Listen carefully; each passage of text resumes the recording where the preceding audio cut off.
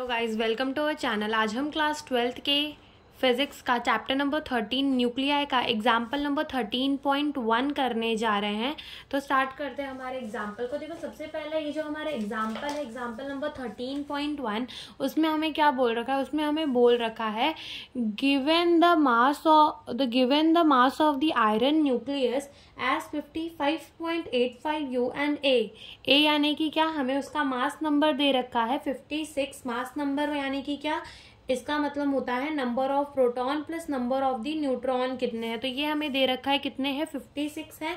और हमें फाइंड करने क्या कहा है, न्यूक्लियर डेंसिटी। तो हमसे क्या पूछा है, न्यूक्लियर डेंसिटी पूछा है। तो देखो, स्टार्ट करते हैं हमारे इस क्वेश्चन को। तो सबसे पहले बात करते हैं कि डेंसिटी क्या होती है। तो किसी भी चीज की अगर हमें डेंसिटी निकालनी हो तो हम उसका क्या कर देते हैं, मास अपॉन में वॉल्यूम कर देते हैं। किसी भी चीज की अगर हमें डेंसिटी निकालनी हो तो हम उसका क्या कर देते हैं, मास अपॉन में वॉल्यूम कर देते हैं। अगर अपन यहाँ पर मास देखें आयरन के न्यूक्लियस की, ओके, तो वो हमें कितनी दी है, 55.85 U दी है। अब अगर हमें डेंसिटी निकालनी होती है तो ये मास जो है, जो कि यहाँ पर U पे दिया हुआ है, ठीक है, ये U पे नहीं होना चाहिए। तो ये किस में होना चाहिए, ये एक्चुअली में U को AMU भी कहते हैं, एटॉमिक मास यूनिट। तो ये हमें इसमें दे रखा है, लेकिन हमें ये मास जो है वो kg में चाहिए, ताकि हम इसकी क्या निकाल सके, डेंसिटी निकाल सके। तो एक चीज यहाँ पर आपको याद रखनी पड़ेगी, दैट इज 1 U जो होता है वो 1.66 इंटू 10 की पावर -27 kg के जो है वो बराबर होता है। ठीक है, तो यहाँ पर क्या करेंगे, हम मास को kg में कन्वर्ट करने के लिए 55.85 इंटू 1.66 इंटू 10 की पावर -27 को मल्टीप्लाई कर देंगे। तो ये जो मास है वो हमारा कितना आ जाएगा, kg में आ जाएगा। एंड जब हम 55.85 इंटू 1.66 को मल्टीप्लाई करेंगे तो जो हमारा आंसर है वो आएगा 92.71 इंटू 10 की पावर -27 kg। तो ये हमारा मास का सॉर्ट आउट हो गया।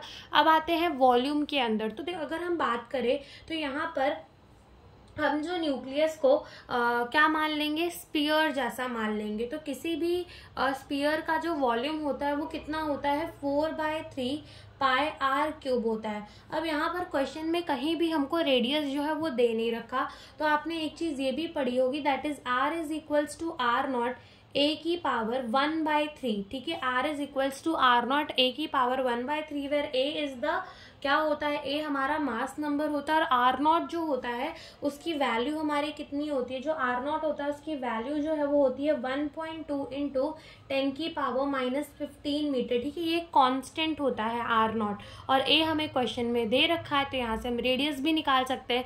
तो ये 4/3 पाई तो ओके, ठीक है, ये हमारा कांस्टेंट ही हम रख देंगे। अब R क्यूब निकालने की कोशिश करते हैं। तो देखो यहाँ पर क्या हो जाएगा, ये हो जाएगा R0 a की पावर 1/3 का क्यूब। ठीक है, तो हम इसको ऐसे भी तो लिख सकते हैं कि ये हो जाएगा हमारे R0 का क्यूब।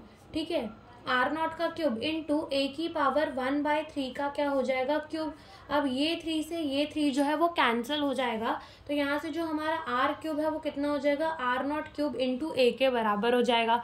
अब यहाँ वॉल्यूम की जगह पुट कर दो तो ये हो जाएगा हमारा 4/3 पाई। R क्यूब की जगह हमने क्या निकाला, R0 का क्यूब इंटू a निकाला। ठीक है, अब वॉल्यूम इज इक्वल्स टू 4/3। पाई की वैल्यू कितनी होती है, 3.14।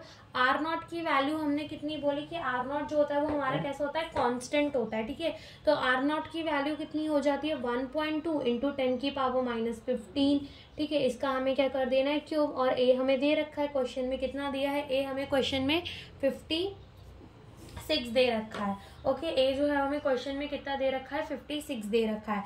जब हम यहाँ पर मल्टीप्लाई करेंगे तो देखो ये 4/3 करेंगे तो कितना आ जाएगा, 1.33, देन 3.14 इंटू 1.2 का क्यूब करेंगे तो वो कितना आएगा, 1.728 इंटू 10 की पावर 15 इंटू 3 करेंगे तो कितना आ जाएगा, 45 इंटू कितना हो जाएगा, ये 56 हो जाएगा। जब हम इन सबको मल्टीप्लाई कर देंगे तो जो हमारी वॉल्यूम है वो कितनी आ जाएगी, 404.12 इंटू 10 की पावर -45 आ जाएगी। किस में आएगी, मीटर क्यूब के अंदर हमारी जो वॉल्यूम है वो आएगी। ठीक है, तो यहाँ से देखो कि हमें क्या निकालना है, डेंसिटी। तो मास हमने कितना निकाला था, 92.71 इंटू 10⁻⁻27 kg निकाला था, ठीक है। और अपॉन में वॉल्यूम हमने कितना निकाला, 404.12 इंटू 10⁻⁻45 मीटर क्यूब निकाला, ठीक है। अब जब हम इसे डिवाइड कर देंगे तो हमारी डेंसिटी जो है वो कितनी आएगी, 0.229 इंटू 10⁻18 kg पर मीटर क्यूब, और जिसे हम क्या लिख सकते हैं, 2.29 इंटू 10⁻17 kg पर मीटर क्यूब। तो ये क्या हो जाएगी, हमारी डेंसिटी हो जाएगी। तो यही हमसे इस क्वेश्चन में पूछा था। Thank you for watching the video.